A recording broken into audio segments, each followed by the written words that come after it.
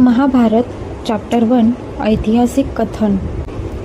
प्राचीन भारतात कधी काळी हस्तिनापूर राज्यातील राजा महाराज जनमेजय यांच्या अधिष्ठानाखाली एक भव्य यज्ञ आयोजित करण्यात आला होता.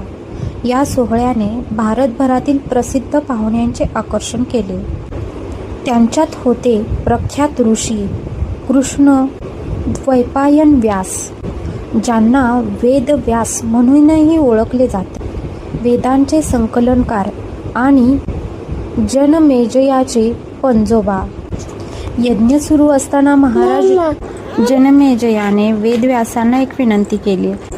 प्रभो, तो खोलवर नमस्कार करत म्हणाला, आपण कौरव आणि पांडवांमधील युद्धांचे साक्षीदार होता. माझे पणजोबा त्यांच्या सद्गुण आणि शौर्यासाठी प्रसिद्ध होते.